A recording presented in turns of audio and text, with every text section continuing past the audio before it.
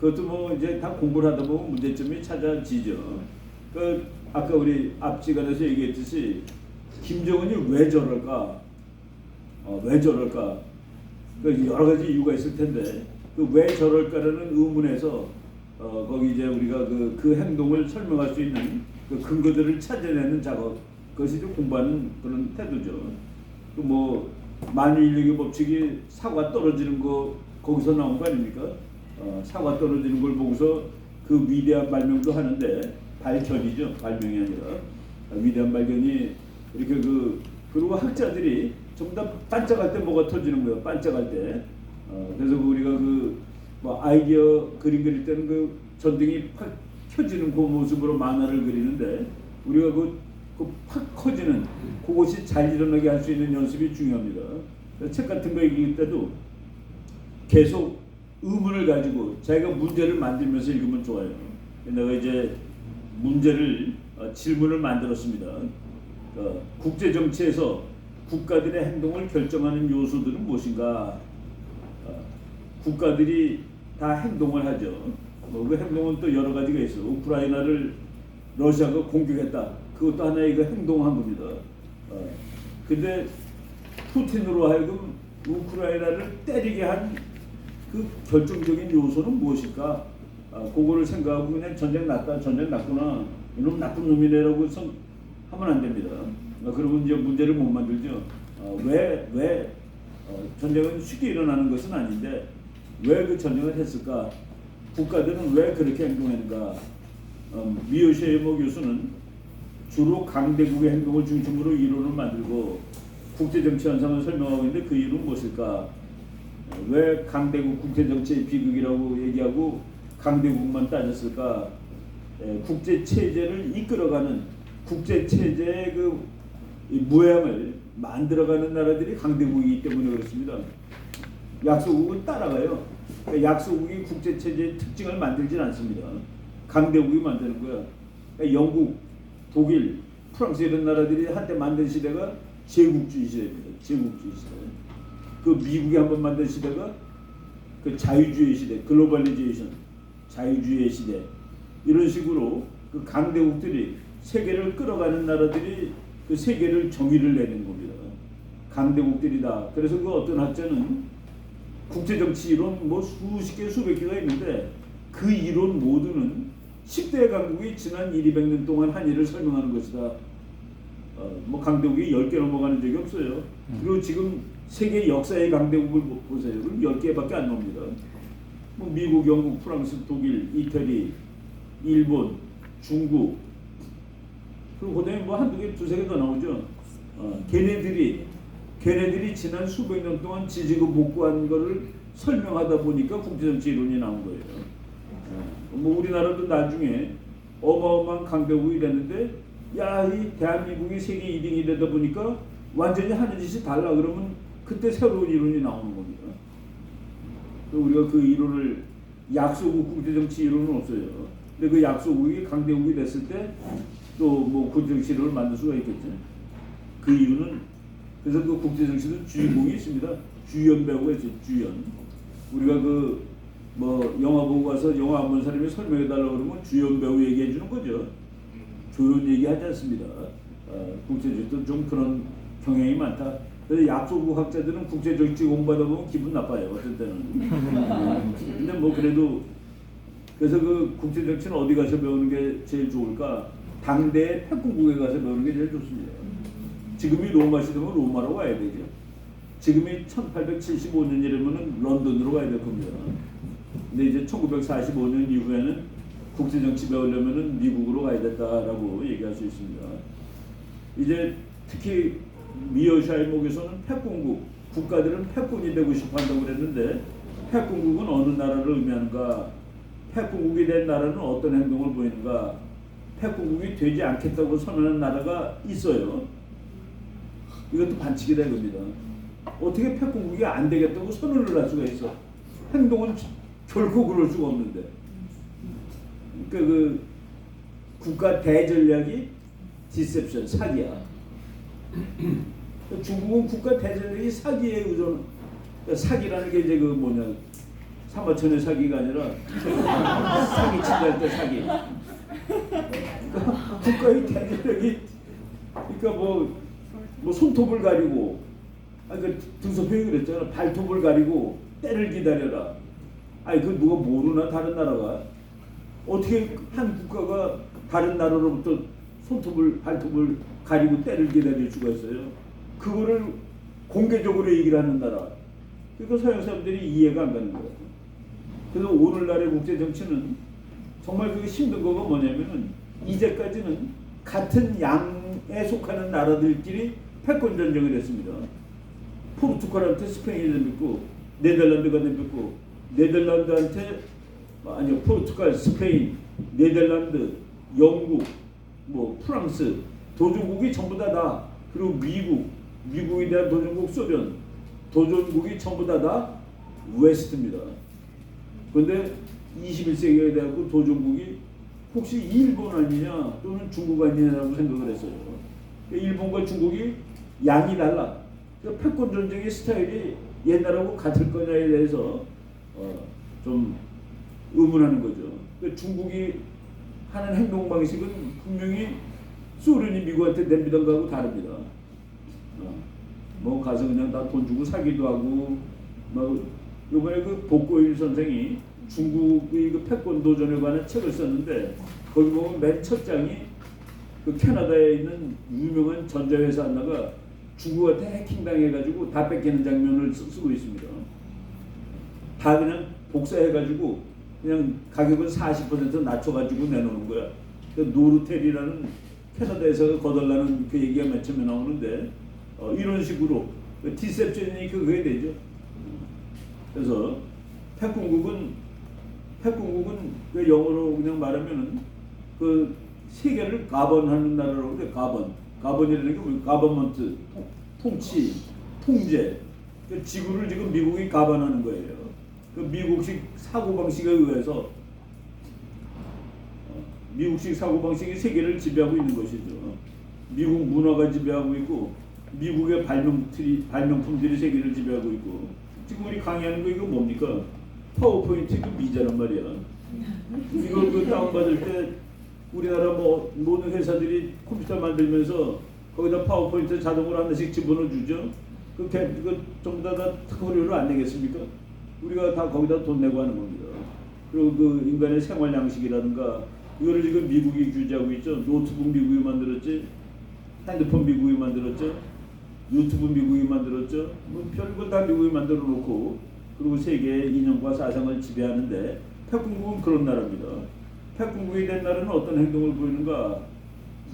이것도 그 이제 몬테이로라는 그 젊은 사람인데 죽었어. 아주 괜찮은 사람인데 패권국이 세 가지인데요. 1. 이 세계의 모든 개입을 관둔다. 나는 이제 너무나도 안전해. 개입할 필요가 없어. 2. 이걸 자기 것을 이용해서 자기 이익을 더욱 극대화하고 이제 그러니까 이제 그거는 정말 착취적으로 하는 거죠. 3은 이제 뭐 트럼프식입니다. 트럼프식. 세상 문제 돌봐줄 테니까 돈 내. 그래서 내가 가는 것보다는 돈 받고 지켜주는 게 더 낫지 않겠어? 그거 돈 내라는 게 오히려 감사할 수 있어요. 미국의 3분의 1은 다 때려치고 가자입니다. 왜 우리가 남을 도와주니? 우리는 안전한데. 왜 우리 세금으로 남을 도와주고 앉아있어? 영국, 프랑스, 독일을 우리가 왜 지켜줘? 한국같이 잘 사는 나라 왜 지켜줘? 지금 이런 몇 가지 그 강대국이 할 수 있는 행동, 이것도 내가 이제 나중에 강대국 하면서 다시 정확하게 설명하겠습니다.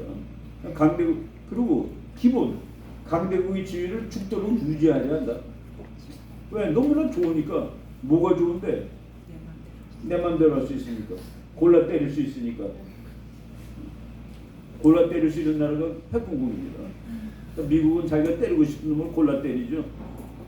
영국은 미국이 때린 놈을 가서 또 때린다며.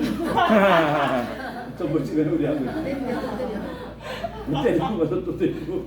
일본은 맞으면 미국 보고 때려달라고 그러고, 한국은 맞으면 훈련하고, 북한은 맞으면 한국 때리고. 뭐 이런 그 중국 애들이 만든 재미있는 그겁니다. 그러니까 모든 나라는 1등이 되고 싶어하고 1등이 된 나라는 그 1등을 유지하는 거예요. 근데 이 세계 어떤 1등도 평화롭게 도전자의 도전에 자신의 패권적 지위를 양보한 적이 없었다. 그것이 이제 팩트, 진리입니다. 근데 우리나라 수많은 사람은 그 심플한 논리를 모르고 야 30년에 중국이 1등 된대 라고 있는 거야. 30년에 중국이 1등 된다는 건 국제정치 역사의 원칙을 그냥 무시하는 거죠. 1차 대전, 2차 대전, 고불전쟁 뭐 하여간 어마어마한 역사의 대전쟁들은 다음 세기의 가버너십 누가 다음 세기를 지배할 것이냐를 두고 패권국과 도전국이 싸웠는데 어느 패권국도 평화적으로 너 가져라고 한 적이 없다는 얘기입니다. 근데 우리가 미국이라는 나라의 역사를 알면은 미국이 중국한테 그 자리를 줄 것 같아요. 근데 우리나라 사람들은 중국은 이렇게 크고 미국은 이렇게 가니까 언제 가서 붙을 거야. 이런 참 이거는 그건 환상주의도 안 돼요. 그건 무지입니다. 무지. 왜 지금 우리가 일본하고 훈련해? 그게 무지의 소산이에요. 무지. 묘시모의 이론에 의하면 이 말은 맞는 것인가? 혈궁국이 되지 않겠다고 선언한 날은 없습니다.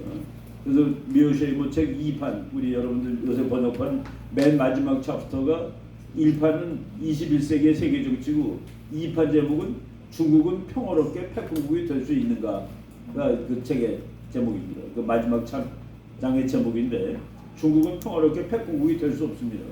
미국이 가만히 있지 않을 테니까 그러니까 중국이 패권국이 되기 위해서는 필히 미국을 꺾어야 돼. 근데 미국은 한국이 아니죠.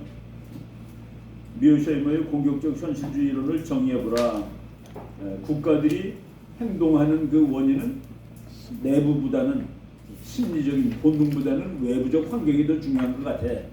그런데 이제 국가들은 힘을 어느 이상 가진 다음에 만족을 안 해. 1등이 되고 1등이 됐을 때도 만족 안 해가지고 계속 더 힘이 세지려고 노력해. 그래서 그 국가들의 힘의 컴피티션은 거의 영원히 계속되는 것이야 라고 보는 것이 공격적 현실주의입니다. 방어적 현실주의 70년대 후반의 현실주의는 국가들이 힘을 얻으려고 노력하는 것은 분명히 외부 환경이 나쁘기 때문인 것은 맞는 것 같아. 그런데 결국은 이제 다른 나라랑 힘의 균형을 이뤘을 때는 국가들이 자제를 하는 것 같아. 그게 이제 두 번째 현실주의입니다. 첫 번째 현실주의는 권력은 본능이지. 권력은 본능이야. 그러니까 그거는 끊임없이 느리는 거야. 근데 이제 지금 제 2세대가 제일 유명했습니다. 2세대 현실주의가 제일 아주 학문적으로 막강했던 도저히 누가 덤벼들지 못했던 미국에서도 가장 압도적인 그래서 케네스 월츠의 그 지위는 케네스 월츠 교수. 그 사람은 뭐 정말 도미넌트야. 국제정치에서는 도미넌트 피규어인데 미어샤이머는 그 케네스 월츠가 누렸던 도미넌스는 못 가지고 있어요. 그 정도까지는 아니에요. 그리고 거기에는 또 비판이 너무 많아. 미국이 세계 1등이 돼가지고서 좀 느긋해진 사람이 많다는 소리입니다. 뭐 꼭 그렇게까지 봐야 되는가 하는 식으로.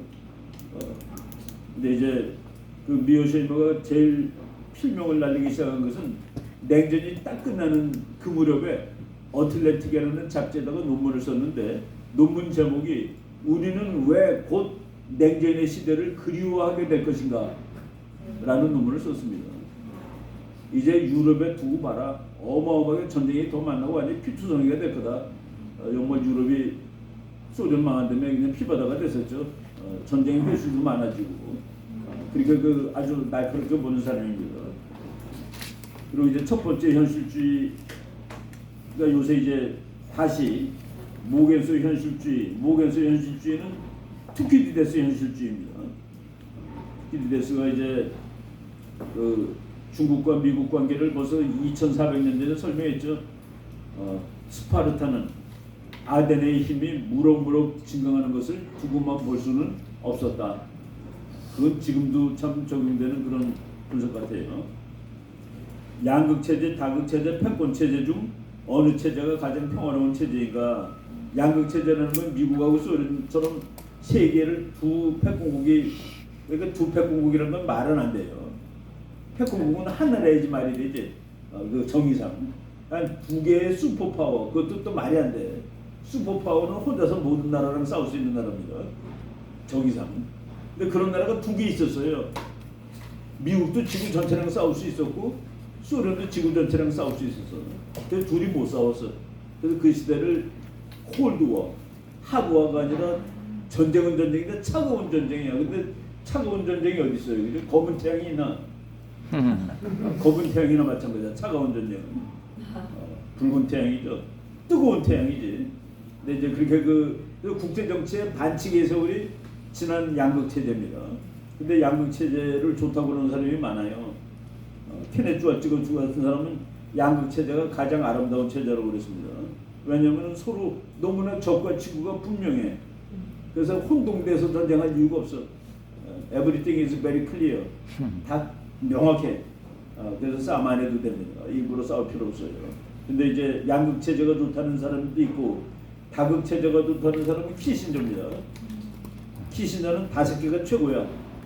5개가 최고야, 그 사람은. 그 사람이 5개가 최고인 거는 자기 박사학위 논문이 메테르니히의 외교 정책입니다.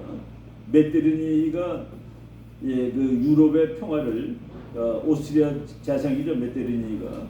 그때 유럽이 5개의 강대국으로 이루어져 있었는데 영국, 프랑스, 오스트리아, 헝가리, 독일, 그리고 또 뭐야? 그 5개의 나라가 아주 견제와 균형을 끝내주게 잘하면서, 그래서 1815년 나폴레옹 전쟁 이후에 1914년까지 유럽의 그 100년 동안에 대전쟁이 없습니다. 그 기간을 연구하고서 그 기초를 만든 게 메테르니히고, 메테르니히를 연구하다 보니까 키신저 박사는 5국 체제가 가장 평화 체제다. 국제 정치에서 센 나라 5개 있는 게 제일 좋아. 그런 사람이 미국의 국가안보 수석이 됐을 때 미국과 소련이 있었는데, 미국과 소련 두 나라가 있었는데, 그때 이제 여기서 보니까 이게 그 소련 체제를 보니까 중국이 소련하고 맞짱 뜨고 있어요.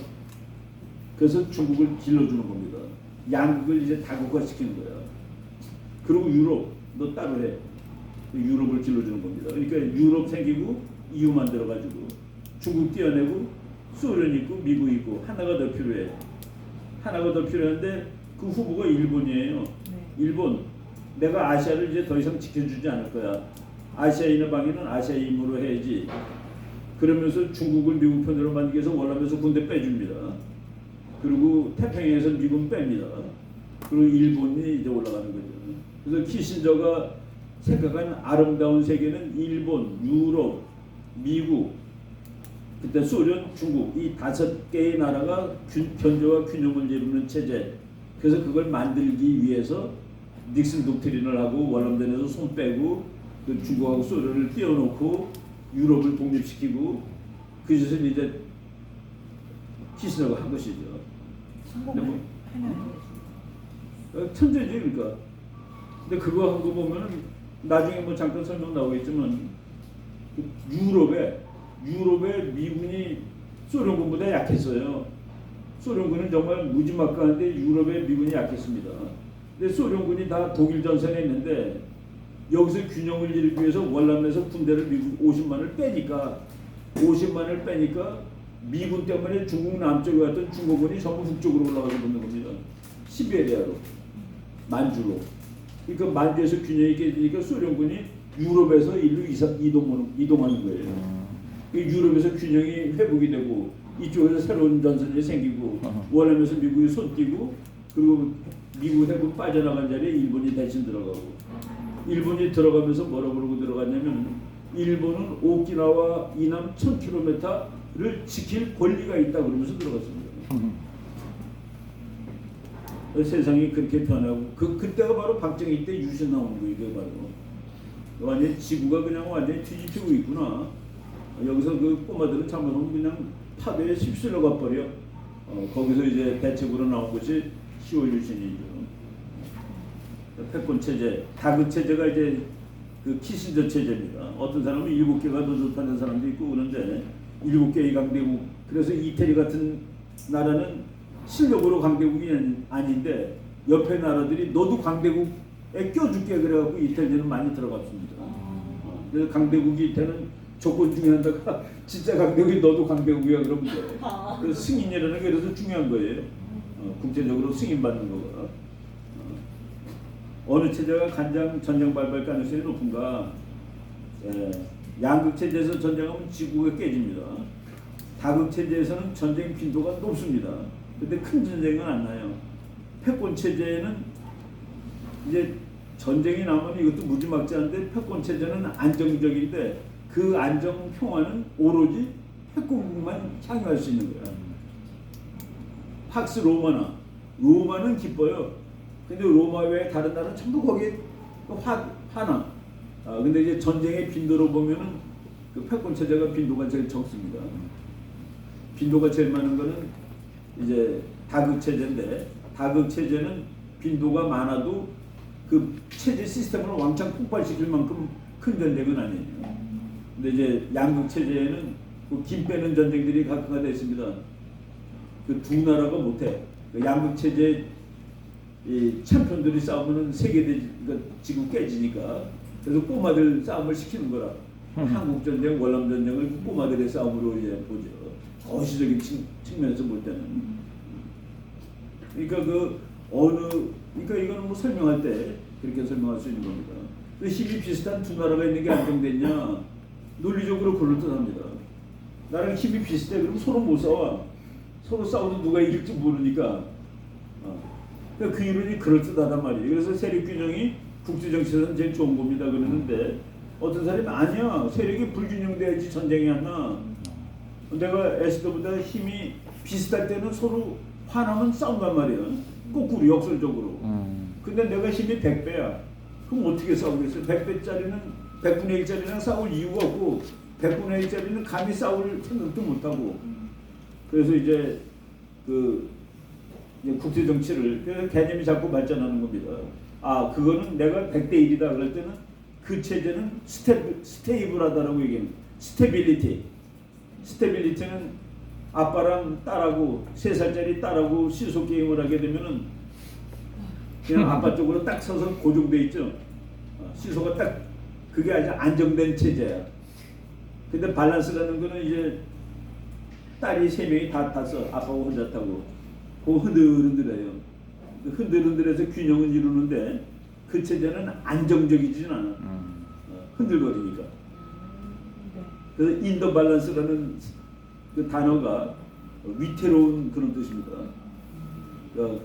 코리아 인더 밸런스 그러면은 한국이 저울 위에 있어 흔들흔들하다 그래서 위태로운 한국이라고 번역을 하는 거예요. 근데 그거를 Earth in the Balance라는 책이 있는데 위태로운 지구인데 안정적인 지구라고 번역한 사람이 있어요. Earth in the Balance는 위태로운 지구라는 뜻입니다. In the Balance. 우리가 그 저울 비슷하면은 계속 떨리죠. 근데 한쪽은 10kg, 한쪽은 1kg은 딱 고정돼가지고 안 움직이죠. 그래서 또 어떤 학자들은 안 움직이는 스테이블한 체제가 평화적이다. 그러니까 강대국이 하나 딱 있고 남들은 상대도 안 되는 게 평화적이야 라고 얘기해서 팍스 로마나 팍스 아메리카나 팍스 브리타니카 영국의 평화, 로마의 평화 이렇게 아주 막강한 나라가 있을 때 전쟁의 횟수가 확실히 적어요. 동양 국제 정치를 보더라도 중국이 안정적으로 쓸 때 그때 전쟁이 확실히 적습니다. 숫자는. 근데 중국이 이제 내부로 망가지고 흔들거릴 때 그때 이제 전쟁들이 터져요. 최근의 이론은 최근에 더 다수설은 힘의 불균형이 오히려 평화를 가져온다라는 겁니다. 힘의 불균형이. 나는 그쪽 편 같아요. 나는 그래서 그 남북한의 평화를 오려면 우리가 북한을 압도해야 되지 비슷해서는 안 되죠. 비슷하면 에라 모르겠다고 싸울 거리 생기는 겁니다. 국제정치학에서 말하는 자유주의론이란 무엇인가? 미국의 지난 20년 동안이 자유주의자들이 지배했는데 전 세계 모든 나라가 자유주의 국가가 되면은 시장경제의 나라가 되면은 민주주의 나라가 되면은 세계는 평화로울 것이다를 보통 신념으로 삼는 사람들이 그래서 우리 장사합시다. 싸우지 말고. 맨체스터 띠어리라고 그래요. 맨체스터라는 그 영국의 이제 산업도시죠. 거기서 막 영국이 이제 산업화됐는데 거기 사람 그래서 그 사람들은 우리 장사합시다 싸움하지 말고 장사하다가 싸우는 줄 모르고 그래서 그 맨체스터 이론 그게 다 리버럴리즘 자유주의의 기본 이론입니다.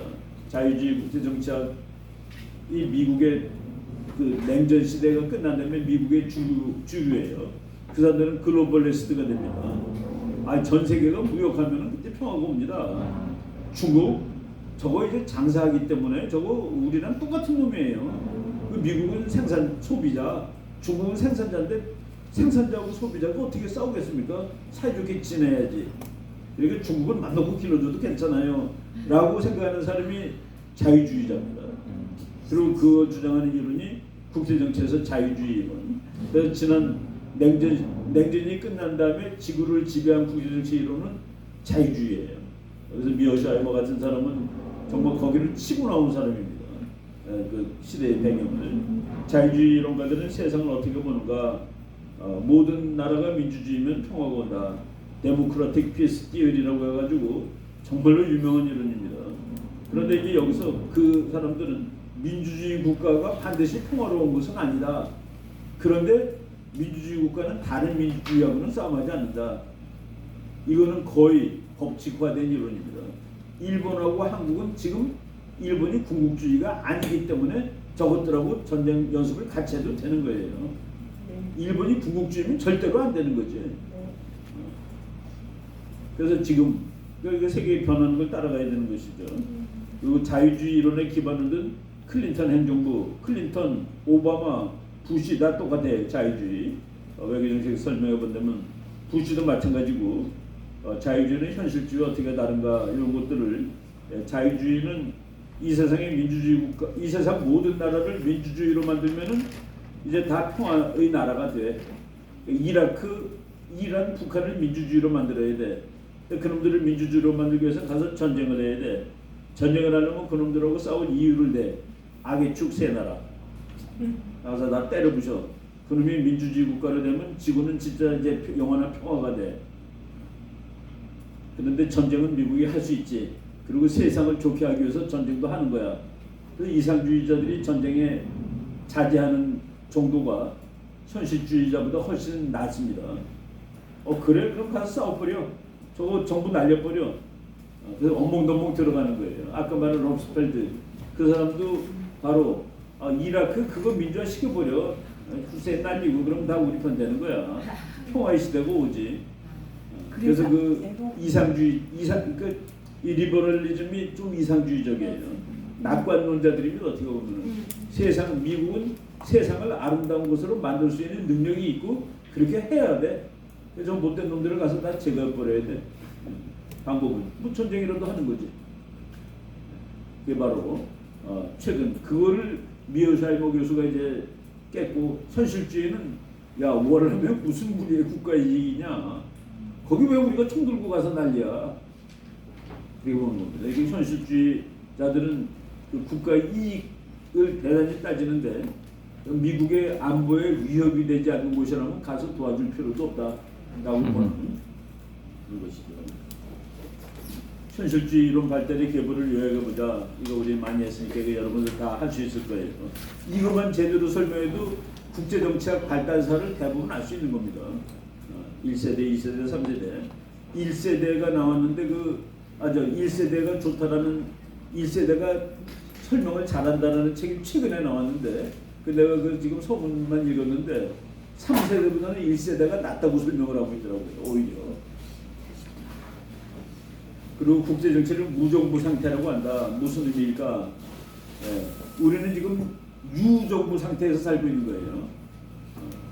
우리는 정부가 있는, 우리는 법원이 있고 경찰이 있고 판사가 있고 변호사가 있는 세월을 살고 있는 겁니다. 그런 사회에서 살고 있어요. 그래서 우리가 우리 스스로 무장을 안 해도 우리의 안전이 지켜지는 것이죠. 사회에 의해서. 그런데 무정부 상태, 국제정치에서는 그 변호사도 없고 경찰도 없고 나를 지켜줄 아무도 없습니다. 나의 힘 외에는. 그거를 애나키, 왕이 없는 사회다라고 얘기하죠. 왕이 있는 사회는 질서가 있어요. 그런데 왕이 사회는 무질서입니다. 근데 정말 그 무질서는 하지만은 그 사회가 개판인가? 개판은 아니에요. 왜? 힘의 질서가 있으니까. 그러니까 그 예를 들어 깡패의 세계가 나 주목이 최고지만은 거기도 질서가 있잖아요. 그죠? 그 나름의 질서가 있는데 국제 질서는 바로 그 수준의 질서다라고 보시면 됩니다. 거기서 국가들의 행동에 가장 중요한 영향을 미치는 건 fear, 두려움. 미오셰이모 교수가 그 두려움. 이것이 국가 행동의 원천이다 이겁니다. 그래서 두렵기 때문에 총을 더 많이 만들고 힘을 더 내리려고 노력하는 것이죠. 국가 목표의 우선순위는 무엇일까? SPPP라고 그랬죠. S, Security, P, Power, 그 다음에 Prosperity, Prestige. 금메달 받는 거가 제일 바닥이에요. 그러면은 돈 버는 거, 군사력이 많아지는 거, 물리적 힘이 세지는 거, 그리고 그 합치면 그게 시큐리티죠. 군사, 국가 안보. 성경에는 두려움이라는 단어가 365에 나온다고 한다. 인간은 두려움 속에서 산다는 의미일 것이다. 내가 성경 공부하다 보니까 이런 말이 나와. 365라는 건 뭡니까? 1년 3년 매일이라는 뜻이죠. 그 성경에 상징이 참 많습니다. 인간 성경에 365분에 두려움이라는 말이 나온다는 것은 인간은 매일 두려움을 느끼고 산다라는 그런 의미죠. 국력을 구성하는 가장 중요한 요인은 경제력과 군사력이다. 경제력, 군사력 하나만 치면 경제력을 칩니다. 전쟁을 공부하는 사람이 두 나라가 전쟁 붙었을 때 누가 이길지를 변수 하나만 가지고 설명하라고 그러면 경제력으로 설명해요. 그러니까 전쟁을 개시하는 순간, 개시하는 순간에 군사력이 더 많은 나라도 있죠. 돈은 적어도. 그런데 결국은 돈이 많은 나라가 이긴다. 돈이 더 많은 나라가 이긴다가. 그래서 변수로 하나만 치면은 경제력을 치고, 거기다 이제 경제력만 가지고서는 설명이 예를 들어 60%가 된다. 군사력까지 가면은 설명 능력이 80%로 오를 거고, 거기다가 정신력까지 넣으면 100%로 올라가겠죠. 이제 여러 가지 요인이 있는데, 경제력, 군사력, 힘의 기초가 되는 요소들에 대해서 생각해 보자. 모든 현실주의 국제정책 교과서는 그 국력 계산이 나옵니다. 국력 계산하는 방법이 나와요. 역사적으로 국내의 가장 중요한 요소가 되었던 것은 무엇일까? 지리, 인구. 요새 와서는 정보는 국력이다. 정보, 아는, 미리 아는, 미리 보는 이런 나라들이 다 이기는 것이죠. 그래서 이제 오늘날의 세계를 에이지 오브 인포메이션이라고도 부른다. 그러나 트럼프 이후에 에이지 오브 글로벌리제이션은 급격히 퇴조하고 있다. 지금 퇴조하고 있습니다. 어떤 세상이 더 바람직할까? 이건 이제 우리가 테스트를 해봐야 되는데, 성경에 의하면은 글로벌리제이션 X입니다. 성경은 모든 사람이 다 함께 살고 그러라고 그러지 않았어요. 그런데 국가 민족을 따로따로. 그 바벨탑에서 이제 언어 갈라놓는 것도 그 성경은 그 각각의 민족, 각각의 국가를 더 좋은 그 정치 형식이라고 보는 것 같아요. 미오셰이모의 국제정착이 기왕의 국제정착과 특이하게 차이가 나는 부분은 국력에서 나오는데, 이 사람은 놀랍게도 육군이 제일 중요하다고 그랬습니다. 육군이 제일 중요하다. 공군, 해군은 강압은 할 수 있는데 정복을 못 한대요. 그렇죠? 강압은 할 수, 코어스를 해. 너 죽을래? 너 죽을래? 그러는데 결국 가서 이제 정복을 하는 것은 육군이다. 그래서 미오샤이머 교수가 그 나라에서 육군을 빼라. 아주 의미심장한 말입니다. 독일에서 육군 빼라고 주장을 했어요. 얼마 전에. 내가 이 포린 어페어스의 그 논문을 써가지고 센세이션 했는데, 이렇게 그 육군력이 중요하다는 것을 강조하는 사람이, 이 사람은 육사 나오고 공군 장교를 한 사람임에도 불구하고, 그리고 이제 바다라는 것은 정말로 중요한 국력 개선 요인입니다. 아무리 강한 나라라도 바다 건너편에 있는 강한 나라와 전쟁에 대해서 이기기는 거의 불가능하다. 그걸 이 사람 얘기를 지금 우리 국제정치에 편입하면은, 미국이 아무리 강해도 중국과 싸워서 이기기는 너무 힘들다. 왜? 육군을 중국까지 보내기 위해서는 태평양을 건너가야 되니까.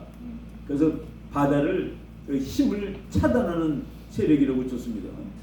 거기에 또 놀라운 말이 있죠. 단 싸워야 될 바다 건너편에 있는 강대국과 육지로 연결된 곳에 기지를 얻으면 이 문제가 해결된다. 코리아. 그렇지. 그 중에서도 노스 코리아. 평택에서는 바다 건너가야 되죠. 노스 코리아에서는 바다 안 건너가고 중국하고 연결될 수 있습니다. 그러니까 노스 코리아가 그럼 미국의 친구가 되냐? 그렇지. 노스 코리아가 미국의 친구가 되는 건 통일이지. 그렇죠? 미어샤이모 교수 이 사람 그 말 한마디 되게 중요합니다. 미국에서도 영향력이 있으니까 10번이 바로 그거예요. 해군력이 가지는 한계. 정말 그 정복할 수 있는 육군을 해군배로 나르기에는 너무나도 힘들다. 핵무기에 대해서 어떻게 평가하고 있는가? 핵시대에도 전쟁은 있답니다. 이 사람 얘기는. 핵시대 이렇게 핵무기는 웃긴다 그게 아니라 핵시대에도 전쟁은 있고 핵시대에도 국가들끼리 안보 경쟁은 극심하게 일어날 수 있다. 군사력을 어떻게 측정할 수 있을까? 미어샤이머가 강조하는 스타핑 파워 오브 더 워터. 바다가 아무리 센 힘이라도 그거를 막아버리네. 이걸 잘 알아야 된다. 이 사람은 지정학입니다. 지정학을 대단히 강조하는 사람이죠. 이 사람은 또 역사학자입니다. 전쟁사. 그래서 그 책 보면은 이것만 읽어도 전쟁사가 돼요. 미어샤이머 책 보면 전쟁사가 되는데 여러 가지 개념을 개발했죠. 밸런싱이라는 것은 우리가 일본과 힘을 합쳐서 중국에 대항한다가 밸런싱입니다. 버패싱 도망가는 거예요. 힘든 거를 회피하는 거. 스트레티지 오브 어피즈먼트. 영국이 독일한테 종이 한 장 써주고 평화를 유지하자. 그 평화가 오래 갈 줄 안 갔음에도 불구하고 그리고 밴드웨고닝 힘센 나라에 매달리는 거. 힘센 나라에 매달리는 밴드웨곤이라는 게 그 소방차 뒤에 이제 타고 가잖아요. 소방수들이 그 밴드웨곤 한다라고 그러는데 이거 뭐 개념이 완전히 명확하게 칼로 무 자르듯이 구분되는 건 아니고 버패싱하고 스트레티지 오브 어피즈먼트 유화 정책하고는 비슷한 점도 있어요. 그죠? 지금 당장에 힘든 거를 피해버리는 거야. 가서 꿇는 거야. 뭐 나중에 책 읽으면은 뭐 유사한 내용들이 역사적 사례가 있습니다. 국가들은 목적은 무엇일까? 국가들의 목적은 생존입니다. 생존이라는 목표를 버리면 국가는 너무 쉽게 죽어요. 동네가 그래서 국가들은 국력을 지키기 위해서 어떤 수단을 강구하고 있는가? 첫 번째는 내 힘, 두 번째는 나의 좋은 나라의 힘을 빌리는 것. 또 동맹. 성경책에도 보면 동맹 얘기가 그냥 뭐 처음부터 나오죠.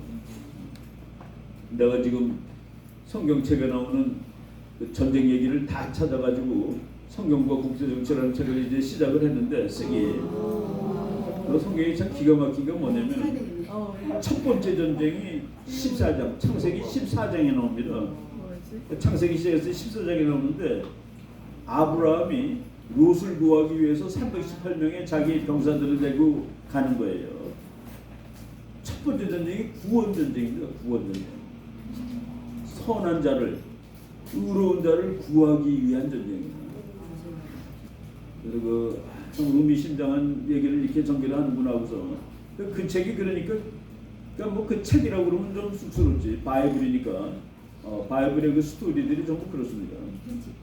수많은 전쟁 얘기가 나오고 그런데 그래도 그 총결론은 화평케 하는 자는 복이 있나입니다.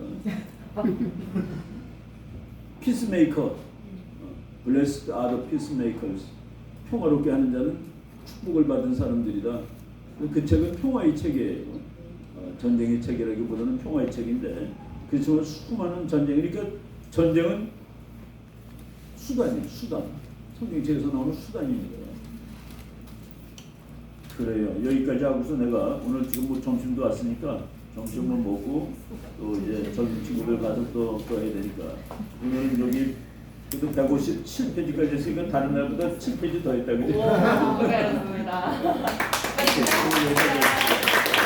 수고하셨습니다. 밥을 빨리 먹고 그리고 오늘은 우리 또